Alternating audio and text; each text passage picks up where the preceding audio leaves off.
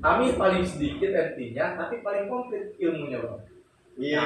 Tapi berarti belajar juga kebun. Semuanya bang. Nah ini cerita kalau mengenai MT lah bang. Kalau mengenai MT, ya jujur kalau MT ini gajinya belum selevel asisten bang. Pas MT ya. Pas MT. Pas tahun itu. Pas MT berapa ya sekitar 4-5 lah bang.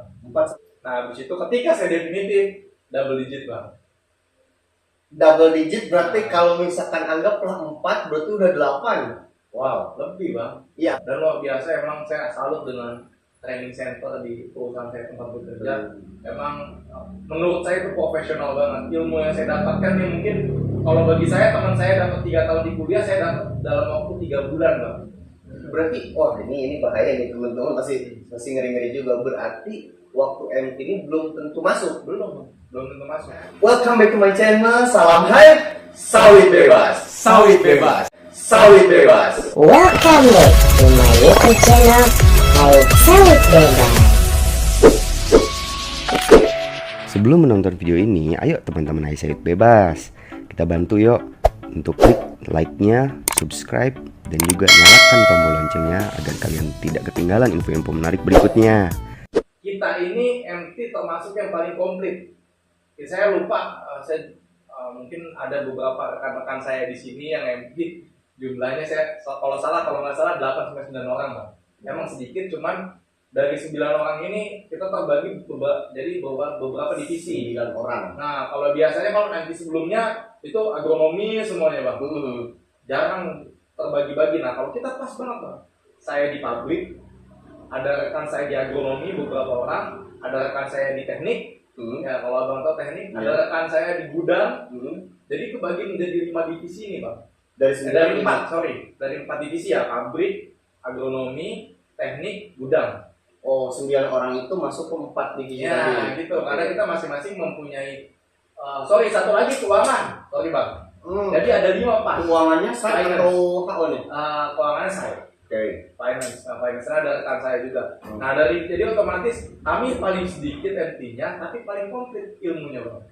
Iya. Tapi berarti belajar juga kebun. Semuanya bang. Nah ini ceritanya bang. Jadi dari 9, saya lupa ya, saya lupa 9 atau 7 orang, saya lupa bang. Dari sekian orang ini kami belajar lah pertama kali itu masalah kebun. Abang tahu, basic saya pabrik bang. Saya nggak tahu apa itu mengenai mata 5 dan lain-lain. Piringan, habis itu apa namanya, dosis dan lain-lain lah. Dan disitulah saya diajarkan bang. Dan luar biasa emang saya salut dengan training center di perusahaan saya tempat bekerja. Emang menurut saya itu profesional banget. Ilmu yang saya dapatkan ya mungkin kalau bagi saya teman saya dapat 3 tahun di kuliah, saya dapat dalam waktu 3 bulan bang. Ilmu tentang kebun semua langsung dibahas. Dan sistemnya di kelas pertama ini sistemnya kita belajar langsung ujian sorenya bang. Kita belajar praktek ujian, jadi nggak sistem belajar dulu ujiannya di akhir kayak gitu bang. Ini langsung cepat ya. Habis itu yang saya ingat banget, dari semua kita wajib semuanya bisa panen, wajib semuanya bisa ngegrek, wajib bisa dodos juga. Intinya pertama kali saya MT di sana adalah kita harus menguasai ilmu kebun dan kita harus merasakan bagaimana sih menjadi seorang karyawan dulu gitu loh bang. Nah itu dan yang saya ingat juga bang, ini yang bagus ya bang ya, adalah sistemnya bang. Pada saat saya kuliah, ya abang kita pernah tahu lah masa kita kuliah jam 8 kan bang, paling pagi tuh bang. Paling pagi itu jam 8. Kalau di sana bang itu jam 4:30 harus sudah bangun. 4:30 harus sudah bangun, benar-benar kayak pelatihan militer saya anggap itu. 4:30 kita ada militernya dulu masih bang? Ada bang, nanti di tengah-tengah nanti saya jadi jam 4:30 kami sholat subuh yang beragama muslim bareng ke musolanya. Habis sholat kita olahraga pagi. Habis olahraga pagi lari kita masing-masing dari peserta kita speech untuk pidato motivasi bang di depan teman-teman yang lain. Itu setiap orang. Jadi kita dibiasakan untuk bisa bukan pidato, bahasanya berbicara di depan speech orang. Lah. Speech di depan masing-masing teman-teman kita. Sampai pada akhirnya pagi hari kita panen, ikut toyongan juga bang, sampai nanti ada kelasnya. Itu pas ngomong itu orang udah pada lancar semua belum? Lancar bang. Nah, awal mulanya enggak, Oh, oke. sama aja bang. Awal mulanya masih Ayo ya. ayo lah, kadang-kadang masih ini. Cuma kan itu terbiasa, makanya saya bilang program MT ini luar biasa bang. Ini perlu banget mungkin ke semua perusahaan sawit nih bang. Kalau saran saya harus ada MT bang. Karena yang percepatan dan emang kita bisa melihat fresh graduate itu dari sosok MT ini bang. Iya, Gitu. berkualitas apa enggaknya? Nah itulah inklas pertama. Habis inklas pertama selama 3 bulan, saya langsung OJT bang. Sorry, inklas pertama 1 bulanan bang. 1 bulan aja. Di training center. Habis itu kita OJT langsung ditempatkan ke masing-masing divisi bang. Kebetulan saya pabrik, saya di pabrik. Teman saya di gudang, di gudang. Oke. Itu selama 3 bulan mungkin itu dilihatlah beberapa apakah anak ini bagus atau enggak. Habis itu gimana beliau mencari skill dan lain-lain lah bang. Banyak sebenarnya yang dinilai di OJT 1 ini. Udah OJT 1 bahasanya kita langsung junior asisten di OJT 1 itu bang. Kita dikasih tanggung jawab, cuman nggak tanggung jawab penuh gitu. Kita tetap ada yang mendampingi asisten senior kita. Berarti di pabrik asisten apa nih? Kalau saya kemarin proses bang. Oke. Awal mulai saya spesifikasi saya proses. Udah habis itu selesai, baru kembali lagi ke ke TC Inklas 2. Kelas 2 berarti 4 bulan nih. Bulan kelima, kelas 2 itu saya lupa ya. Ini saya agak salah kalau masalah waktu karena udah lama itu bang. Itu kalau nggak salah sekitar 2 bulan, 1 sampai 2 bulan bang. Kelas 2 itu di TC lagi. Nah di situ kami udah wajahnya udah PS karena kita udah nggak kaget di TC bang. Oh iya, udah mengalami lapangan. Nah di kelas 2 juga itu sempatlah ada namanya kayak lancar lagi bang. Latihan dasar lagi di situ yang sama tentara, cuman yang melatihnya ini kepala keamanan di perusahaan tersebut. Oke. Nah, itu selama selama satpam gitu ya. Betul, itu selama 2 minggu sorry bang. 2 minggu kita pokoknya gitu botak lagi kita. Habis itu juga benar-benar ditempa lah. Emang saya rasa emang perlu ilmu kebun seperti itu perlu bang. Karena kita berhadapan dengan masyarakat mental lah ya. Mental kita yang paling kalau kita dibentak sedikit tenangnya kan kamu gak lucu. Iya. Nah akhirnya di situ kita 2 minggu. Habis itu setelah udah di latihan dasar itu, habis itu kita lanjut OJT 2 bang. Oke. Nah, Berapa lama tuh? Itu selama 6 bulan. Disinilah kita langsung dikasih tanggung jawab. OJT 6 bulan, terakhir 6 bulan OJT 2. Jadi OJT 2 ini langsung megang lah. langsung megang. Cuman mungkin nggak full. Kita kan kalau di kebun mungkin tetap nanti ada pendampingnya mandor 1 bang. Nah kalau di kebun, kalau di pabrik ini tetap nanti kita pendampingnya shift kedua kita, asisten senior shift kedua. Oke. Kalau di pabrik Ya ada sebuah shift sampai malam. 24 jam ya. Nah disitulah akhirnya saya banyak mengalami perubahan dari segi ilmu, dari segi pengalaman. Mental juga kita semakin ini, walaupun ya bang tau lah kalau MT ini kalau bagi kita ini bagus, bagi ini perusahaan bagus, tapi bagi karyawan yang emang meneliti dari awal bang, itu MT ini sebuah ancaman sebenarnya. Karena ini ada orang baru masih muda, tiba-tiba nanti jabatannya di atas saya, bagus gitu kan? bagus lagi, sedangkan ilmunya masih bagusan saya kan. Kalau pengalaman masih bagusan saya kan, itu pasti kata beberapa teori doang. Nah gitu bang, itu saya rasakan. Itu namanya kita ya bukan terintimidasi, bukan bang, cuman ya kita abang bisa pernah tahu lah. Yang merasa lah ya. Abang masih muda tiba-tiba udah megang jabatan APW. Berapa tahun tuh? Nah saya ini masih 20 tahun nih bang. 20 tahun udah OJT 2. Artinya 20 tahun tuh udah jadi asisten lah ya? Iya, jadi asisten lah. Okay. Udah habis itu kita langsung proses OJT 2 selesai, baru ujian bang, ke TC lagi. Nah, disinilah yang menentukan bagaimana bagusnya. Itu tahu di bulan ke-12 atau ke-13 tuh? Itu di bulan 10 bang. Kalau bulan MT-nya itu bulan 12 terakhir tuh. Itu sekitar 2 minggu kita ujian presentasi, dan di situ yang bahasanya kalau kita sidang kuliah bang, itu oleh dosen.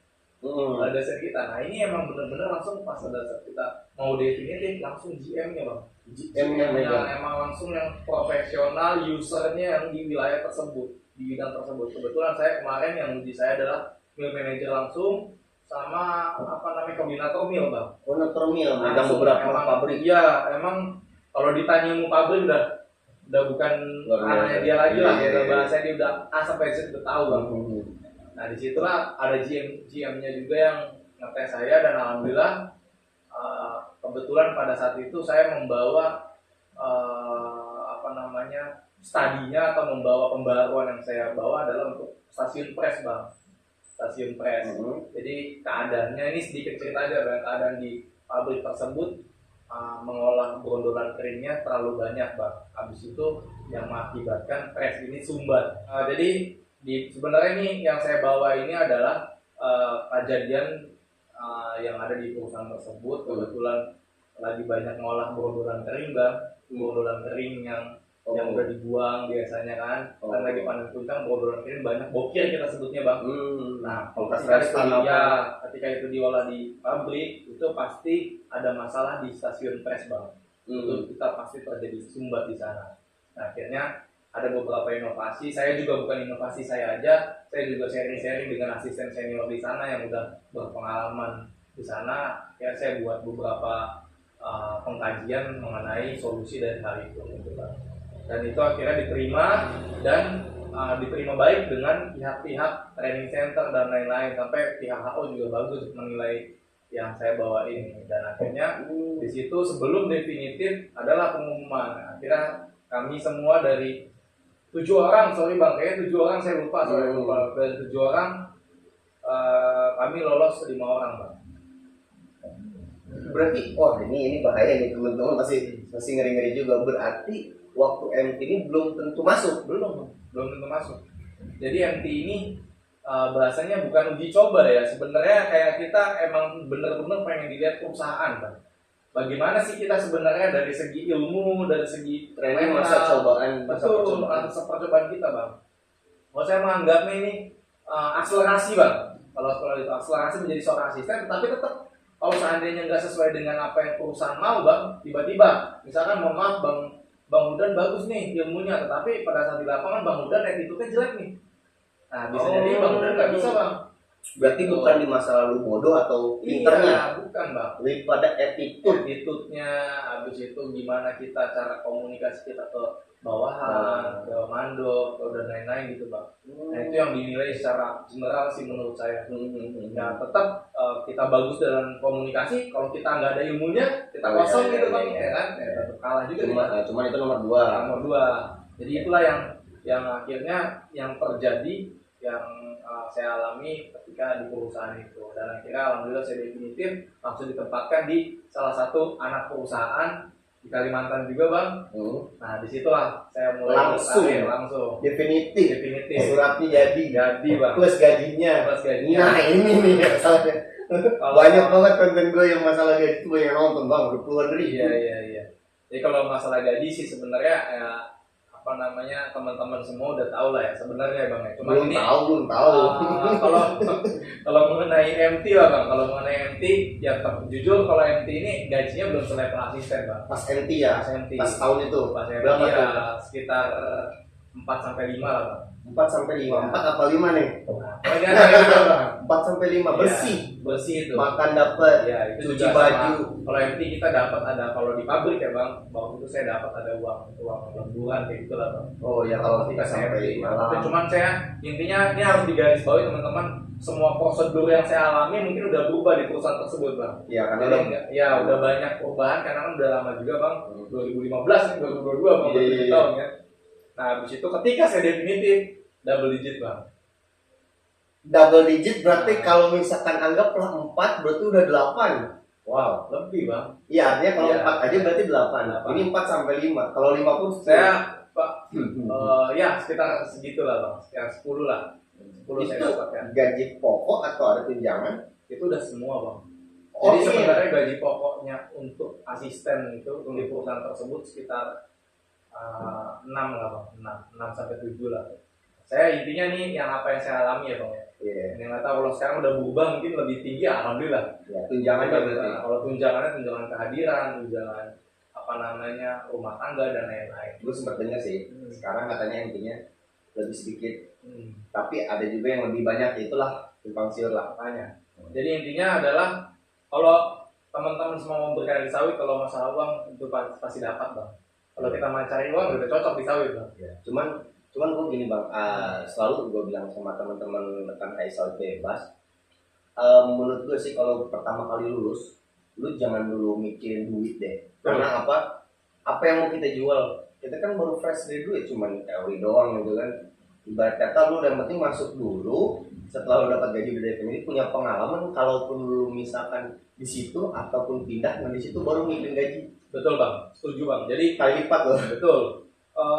Saya juga jujur bang, pertama kali saya MT di sana, ya kita kan masih muda bang, masih 19-20 tahun kan, 20 lulus tahun. kuliah bang.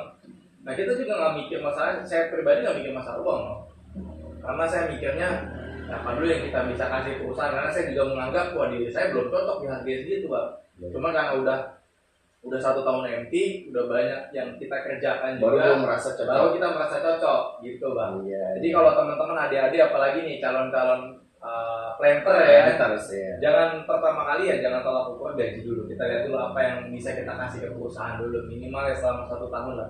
Ketika kita udah 1 tahun BMT, adik-adik udah banyak pengalamannya, nah disitulah baru berbicara harga bang. Sama-sama perusahaan sih selalu bang. Iya. Contoh kan ada juga khususnya di adik-adik tingkat tuh yang bilang, bang gue pengennya perusahaan ini mah kecil. Itu juga bahaya juga. Karena apa? Iya. Perlu rekan-rekan tahu, Bang Gema oke di perusahaan besar, saya di perusahaan kecil, tapi Mantap. awalnya aja mungkin beda nih. Salary memang menurut gue sih beda nih.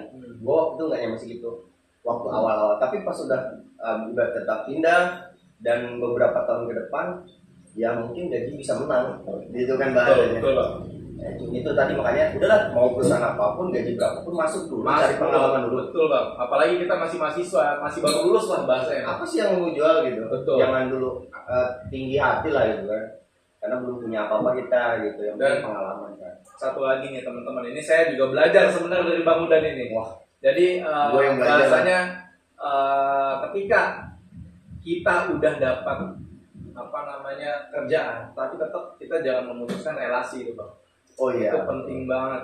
Penting dimana kita bisa dikenal baik sama banyak orang. Sebenarnya bukan dikenal baik, yang penting kita bisa kenal sama orang, bisa silaturahmi, ya bisa ngobrol satu sama lain, tukar pikiran, sharing. Itulah poinnya sebenarnya. Kenapa? Ketika kita nanti di suatu saat ada kendala masalah kerjaan dan lain-lain, yang bisa relasi-relasi inilah yang membantu membangun kita gitu bang. Iya. Itu memang kerasa banget. Dan sampai dengan saat ini ya kenapa saya bisa ada yang pakai baju sama dengan Bang Udan ini? Itulah banyak ceritanya bang ya. Nanti kita akan datengin petinggi PS, ketua, sekjen, Wah, langsung kita datengin bang. karena yang luar biasa. Luar biasa. Kalau kita ngomong organisasi, menurut saya sekarang organisasi terbaik adalah IPS. Menurut saya, Planter. Iya sih, nggak ada lagi. nggak ada lagi sih. Karena Oke, banyak buku. lanjut ya bang ya. Oh, lanjut aja. Nanti Bisa, kita video lagi Iya ya. siap. Itu saya udah selesai definitif. Baru saya, yang spesialnya, yang kenapa saya senang bang di perusahaan tersebut adalah saya dikasih kesempatan untuk di pabriknya yang banyak bang, bukan cuma proses kan. Oh iya. Ada maintenance, ada KCP, laboratorium dan lain-lain bang. Dan Isi, ya, akhirnya saya diputerin lah. Pertama saya di asisten proses, itu sekitar 6 bulanan bang. Saya dimutasi lagi ke asisten maintenance. Basic saya bukan maintenance, tapi saya dikasih kesempatan itu selama 3 bulan bang. Oke, 3 bulan. 3 bulan. Habis itu saya dikasih kesempatan lagi, terakhir itu kalau nggak salah di asisten KCP bang. KCP yang casting plan. Oke. Itu saya lama di situ sekitar 1 tahun lebihan lah. Sampai akhirnya saya memutuskan untuk resign. Gitu bang. Kenapa bang? Jadi kalau masalah ini masalah. Gajinya lo udah mau hampir 2 digit. Jadi ini sebenarnya banyak faktor bang. Oke. Banyak faktor ya, banyak di luar sana mungkin yang bertanya-tanya, oh gaji udah gede dan lain-lain. Karena ini sih menurut saya prinsip ya bang ya. Yang pertama ya saya merasa ada beberapa yang nggak saya cocok di perusahaan tersebut bang. Ya itu salah satu faktor, banyak faktor. Yang kedua juga yang mungkin kenyamanan itu bisa bukan dilihat dari gaji bang. Kalau menurut saya pribadi. Dan akhirnya yang ketiga ya keluarga, itu aja sih bang. Jadi 3 faktor itu yang menurut saya akhirnya saya lepas. Karena lo orang Bekasi sih. Nah itu Orang bang. kota. Ini harus digarisbawahi, bukan berarti di sana nggak baik, di sana nggak bagus. Itu semua udah bagus bang. Itu saya terima udah baik banget. Semua prosedur yang dilakukan oleh perusahaan itu terhadap saya juga bagus. nggak ada yang salah satu sama lain, cuman emang ini kehendak yang berbeda gitu aja. Yang berbeda akhirnya sampai dengan di titik ini ya dengan saya memutuskan untuk pindah atau saya di tempat yang sekarang, nah ini banyak melalui proses kali-kali pula. Tapi ini keluarnya baik-baik kan bang, bukan kabur. Sebenarnya kalau kabur ya nggak apa. Nggak ada di Video kamar sebelumnya itu ada yang kabur gitu. nggak ada. Kalau kabur nggak kabur. Cuman saya kenapa saya alasan adalah faktor antara saya dengan perusahaan gitu kan. Ada faktor di situ lah. Keluarga Emang, juga ya. Emang yang nggak cocok gitu aja bang. Cuman tetap perusahaan ini sangat baik. Ini bagus, saya juga nggak menyalahkan dari segi perusahaan. Habis itu bang, ketika saya udah di sini ternyata benar bang, banyak banget saya membuka pengembangan di diri saya pribadi bang, terkait sawit, terkait semuanya, pendidikan. Nah akhirnya saya bilang tadi saya sudah kuliah lagi sekarang, saya udah banyak mendapatkan sertifikasi nih bang. Sebenarnya bukan mau show off, tapi ISPO saya sudah dapat bang. Habis itu asesor saya sudah dapat, instruktur saya sudah dapat. Sertifikat ini menurut saya penting. Ini berdasarkan relasi juga bang. Nih sebelum ke sana bang, ini kan keluar dari sana, dari udah nggak di pabrik lagi. Terus kemana? Sekarang gimana? Itu jangan ke situ. Oh iya. Tapi ISPO loh, nggak cuma ngasih juta 2 juta, Iya. puluhan juta. Jadi ketika saya resign itu awal mulanya saya nggak ke tempat saya kerja sekarang bang. Saya mutar dulu lah. Maksudnya saya sekali yang pertama saya refresh dulu itu selama 1 bulanan lah. Saya refresh saya di rumah. Habis itu yang berikutnya saya sempat kerja di ada satu PT bang. PT yang mungkin elektronik Umum ya. umum general bukan sawit, itu sekitar 2 bulanan. 2 bulan. Jadi jadi drafter bang, gambar teknik. Oke. Jadi sempat saya jadi drafter di perusahaan tersebut. Habis itu saya juga ada di salah satu pindah lagi ke perusahaan selama 2 bulan lagi. Jadi di perusahaan perusahaan yang ternama juga di Indonesia, cuman bergeraknya di bidang bukan di bidang sawit. Umum. Nah itu saya sebagai supervisor di situ. Nah itu masih umum bang. Habis itu langsung masuk ke perusahaan yang sampai dengan saat ini saya masih di sana bang. Ya, perusahaan juga sama. Bidang apa tuh? Kelapa sawit juga bang. Sekarang di sawit lagi. Sawit lagi Cuman bukan di kebun. Bukan di kebun. Nah ini spesifikasinya lebih karena awal mulanya saya ya sampai dengan sebenarnya masih staff bang. Staff cuman lebih spesifikasinya di training itu pelatihan. Dan dari situlah saya dapat relasi-relasi. Ya kenapa saya bilang tadi ke Bang Udan saya bisa ikut sertifikasi ISPO, ikut sertifikasi asesor. Jadi asesor. Iya. Kalau kita berbicara asesor kan berarti kita berbicara LSP bang.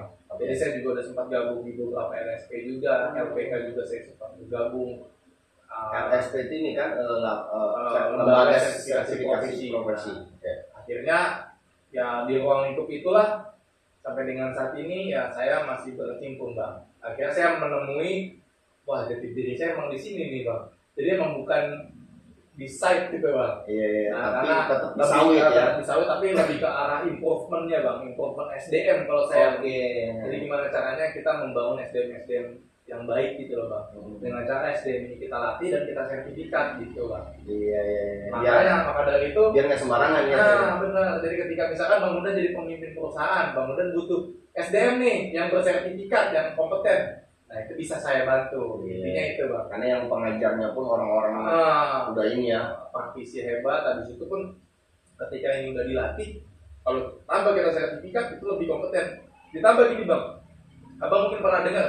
Sekarang mungkin akan ada regulasi yang ISPO itu di mana para pekerja karyawannya harus bersertifikat BNSD kan bang? Pernah dengar itu kan bang?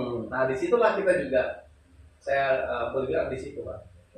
Jadi gimana lah kalau misalkan ada perusahaan yang mau sertifikasi? Nah ini kalau mau perusahaan sertifikasi bisa lah kita bantu bang. Cuman ISPO ya, ISPO terus habis itu sertifikasi profesi ke personal, ke staff atas itu insya Allah kita ada linknya bang. Dan kita juga bergerak di bidang itu.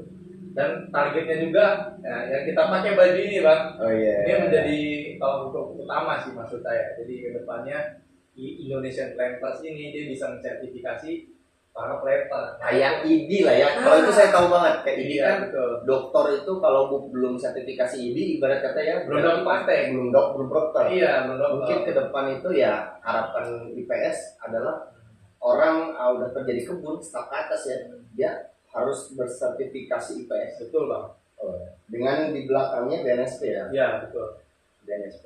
Itu jadi apa namanya itulah yang sekarang saya alami. Cuman ya banyak bang. Sebenarnya kalau atas senior saya di organisasi Lika-Liku Dinamika Pekerjaan ini banyak lah. Jadi makanya maksud saya pekerjaan ini nggak bisa kita duga-duga tiba-tiba kita dapat.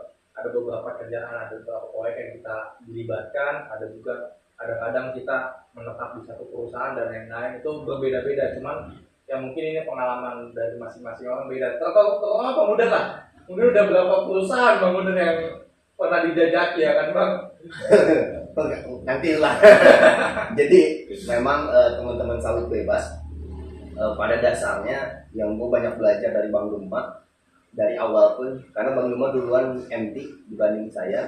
Jadi yang saya pelajari satu tadi yang tadi saya sebutkan, jangan dulu milih perusahaan apa aja, yang penting masuk dulu, cari pengalaman dulu. Yang kedua, jangan dulu lihat gaji, karena gaji awal itu pasti ada yang besar dan kecil, rata-rata kecil di angka 3 juta, ada 2,5, termasuk saya 2,5 waktu pertama kali. Tapi kalau udah punya pengalaman menjual, ada apa yang dijual sama kita, apa yang kita bisa, baru kita bisa menego harga atau menego salary. Dan juga kalaupun keluar, ada nih, jadi gini Bang, ada pengalaman saya, baru aja saya dicek sama Kabun, Iya. di salah satu perusahaan Kepala Kalimantan kebun juga, ya, Bang, ya? kepala kebun. Pemudaan katanya, kenal nggak namanya ini? Dari kampus yang sama. Saya bilang nggak kenal Pak, angkatan berapa ya? Nah, saya tanyalah sama kaprodi saya, oh rupanya angkatan sekian. Mungkin kalau ditanya nama Hudan kenal Pak, saya bilang. Dia bilang gimana mau nanyanya? Dia udah udah pulang tanpa izin. Itu yang bahaya. Maksudnya gini Bang, pengalaman gua, mungkin pengalaman abang juga ya, keluar walaupun kerja 2 bulan, 3 bulan atau bahkan sebulan, keluarlah baik-baik, toh itu nggak dilarang. Betul Bang. Kalau misalkan karena dunia kebun sempit banget. Betul. Nah, jadi pas gue bilang, waduh, padahal itu manajer itu nanya ke gue tuh kayak semacam mau ngasih tahu ini loh kabur gitu, dan dia yakin gue karena staff-staff itu kan banyak pindah perusahaan, masuk lagi perusahaan ketemu lagi sama atasan yang sama, itu udah pasti nggak diterima. Jadi harus jaga nama baik juga. Yang kedua, yang selanjutnya adalah itu tadi, setelah keluar baik-baik, otomatis yang di dalam set itu menjadi kenalan kita kan, menjadi relasi kita. Semakin banyak relasi kita semakin bagus. Salah satunya saya bisa bekerja, gue bisa bekerja sekarang ini Bang, itu dari relasi. Iya. Nggak lepas dari relasi bisa, karena gini, menurut gua ada kan namanya KKN ya, korupsi, nepotisme lah yang gua ambil. Sekarang gini, lu kan sebagai pimpinan Bang, lu mau ngambil bawahan lu, kira-kira pasti bakalan nyari orang yang menurut lu Bang, lu kenal kan? Iya. Betul Bang. Wah ini bagus nih orangnya ya, gua ambil. Yang udah pernah kita tahu kerjanya kan Bang. Nah, Iya. artinya kalau kita bagus di mata orang itu, relasi kita bisa diambil. Iya, betul Bang. Nah itu ya, itu pelajaran yang gua ambil dari Bang Duma juga.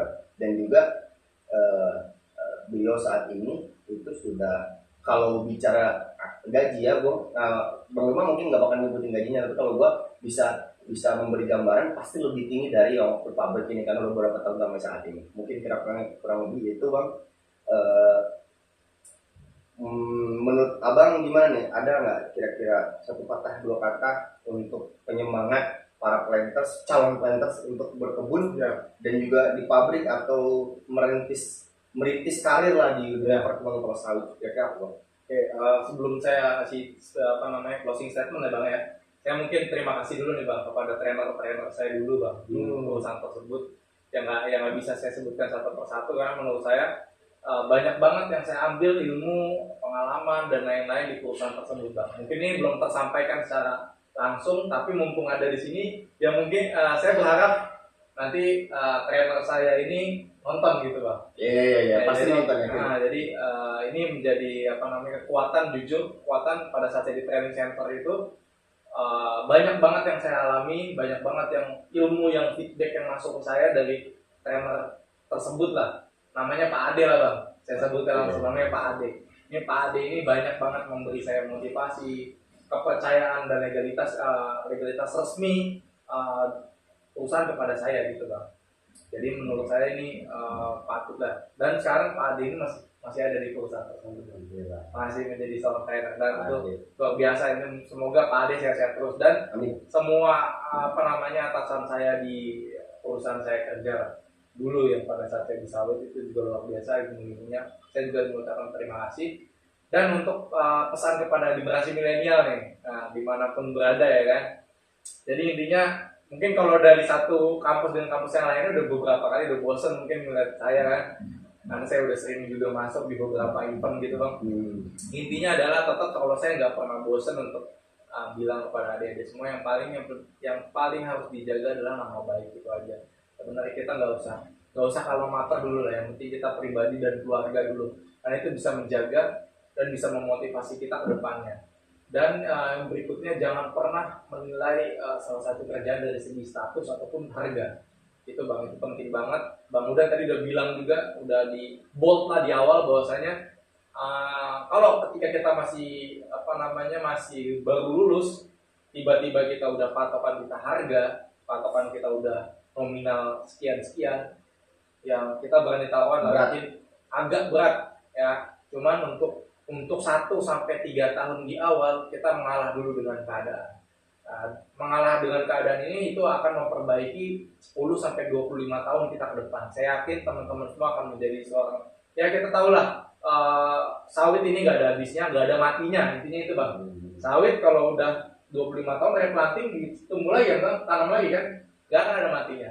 Jadi sewaktu-waktu kalian akan menjadi seorang asisten updealing, manajer kebun, bahkan GM, bahkan VP, bahkan owner langsung bang. Nah, jadi ini menjadi kesempatan yang baik untuk 1 sampai 3 tahun pertama kalian di dunia perkebunan kelapa sawit. Saya berbilang saya memberitahu secara general, bukan hanya di kebun aja, tapi juga di pabrik, di gudang, di finance, dimanapun itu berada, tapi tetap di dalam dunia industri kelapa sawit. Tenang, sawit itu udah bisnis paling seksi sekarang. Bisnis paling seksi. Gak usah takut, sawit ini gak akan ada matinya. Walaupun banyak politik di luar sana, saya yakin sawit ini menjadi bisnis seksi di Indonesia yang nomor 1, di mana penyumbang devisa negara terbesar adalah dari kelapa sawit. Jadi tetap semangat teman-teman semua, generasi milenial, dan jangan dicontoh dari kami yang negatifnya ya, dari yang mungkin saya juga tetap ada di poin negatif di dalam diri saya, begitu dengan orang lain pasti ada. Jangan ditiru, tapi tirulah yang bagian positifnya. Itu aja mungkin bagi saya bang. Ya, saya terus terang bang ngedengar abang tadi sampaikan salam ke Pak Ade, mungkin saya pun salam hai Pak Ade kalau bapak melihat. Karena gini, ada waktu saya di perusahaan di Sumatera, senior manager saya, terus GM saya, mungkin kalau melihat, dulu GM-nya adalah asistennya manajer saya. Wah. Saat jadi aspek. Siap. Jadi mungkin ke teman-teman jika nanti sudah menjadi planters, ada 2 bang. Pesan saya dengan calon planters dan pesan saya untuk bukan ngajarin sih bang, lebih tepatnya men-share pengalaman bagi pimpinan-pimpinan perusahaan. Janganlah sesekali meremehkan anggotamu atau anggota bapak, anggota ibu, karena kita nggak tahu anggota bapak ibu itu akan menjadi apa ke depan. Betul bang. Itu sekarang GM-nya, sebelumnya kalau sekarang udah pindah lagi, kemarin itu GM-nya itu manggil sama manajer itu Kando, karena dulunya pernah jadi asketnya, itu luar biasa. Bawahan jadi atasan, luar biasa. Itu pengalaman saya sih. Mungkin itu dari Bang Gema ya. Kalau misalnya ada teman-teman yang mau bertanya, mungkin bisa di komen ini, nanti bisa dibaca dulu komennya oleh Bang Gema, ataupun bisa hubungi kontak personnya ada di Instagram Hai Sawit Bebas, ataupun mungkin di Instagram Bang Gema apa? Ada Gema_Aliza. Oh, Gema_Aliza. Bagi teman-teman yang penasaran perusahaan apa sih di Kalimantan itu, dan juga DM aja, itu pasti dia tahu. Terus jadi terakhir bang, yang perusahaan abang ini nggak tahu sih benar apa enggaknya, cuman kalau lihat di grup-grup itu terkenal dengan mohon maaf ya, perusahaan kerja rodi lah, apalah rumusa apa segala macam juga banyak yang ngomong gitu. Cuman itu balik lagi, kalau memang seperti itu berarti nggak akan ada orang yang sukses di sana yang sampai saat ini bertahan dan Itu perusahaan terbesar lah sekarang di tempat kelapa sawit. biasanya yang menjelekkan perusahaan itu adalah orang yang tidak lama di sana Betul. dan keluar dari sana, itu masih menjelekkan. Saya juga merasa bangga pernah di perusahaan itu. Iya kan, betul. Oke. Bangga lah kita. Oke, makasih banyak teman-teman semua, Bang. Makasih Siap. banyak. Jadi saya mendatangkan bintang tamu, bukan mendatang, lebih tepatnya saya minjem rumahnya di rumahnya Bang Gemma di Bekasi, ya. Betul. Bekasi Raya. Yang mau main-main ke rumahnya sharing-sharing bisa langsung di Silakan. Instagramnya nanti di sini ya. Oke, makasih banyak Bang. Iya, siap. Ya. Aduh, keren banget. Satu lagi Bang, pesan Apa saya itu? Bang. Bagi planter nih, ini bukan iklan ya. Ikuti ya Seminar Nasional Planter Indonesia Bang. Iya bener ya. Iya. Iya. Intinya kita planter, kalau kita mau planter kita harus ikuti Seminar Nasional Planter Indonesia. Iya sih. 2022 di Oktober di Hotel Papandayan Bandung Bang. Ya, setahu saya SNPI setahun kemarin itu udah ada di Jogja, ada di Jogja. Iya, Pesertanya dari pemerintahan, betul Bang. perkebunan kelapa sawit BUMN, Betul. swasta, CEO, COO, Akademisi, akademisi, mahasiswa, direktur lah ya, Iya. dan planter-planter dari Iya. mulai asisten, manajer, GM, DO, bukan cuma planter, bukan cuma di Indonesia Bang. Di Malaysia juga ada Bang. Oh iya bener, ada dari Afrika juga datang. Ada, iya. Dari Afrika juga datang. Namanya Namanya semua planter se-Indonesia itu hajatnya adalah di Seminar Nasional Planter Indonesia Pak. Iya. Yang wajib datang nih. Mahasiswa boleh juga ya. Mahasiswa apalagi ya kan. Kalau teman-teman saya bilang tadi di awal, kalau mau tahu relasi, kalau mau tahu informasi mengenai planter, ikuti. Nggak akan rugi, bahasa kita investasi pendidikan Bang. Ya, nanti posternya saya tampilkan. Siap. Di sana namanya SNPI, Seminar Nasional Planter Indonesia 2022 yang diadakan oleh Indonesian Planter Society, organisasi berbadan hukum di Bandung, Hotel Papandayan, bintang 5 ya. Tanggal 19-20 Oktober. 19-20 Oktober. Oke, makasih banyak Bang. Siap. Jadi terakhir saya ucapkan terima kasih banyak lagi. Kita jargon dulu Bang. Siap. Salam hai, salam bebas. Terima kasih ya. Oke Bang, terima kasih banyak semuanya. Stay tune, nanti akan ada video-video berikutnya lagi tentang apa yang tadi kami bicarakan. Kita akan kita bahas lagi. Makasih banyak. Salam hai, Salam salam bebas. bebas.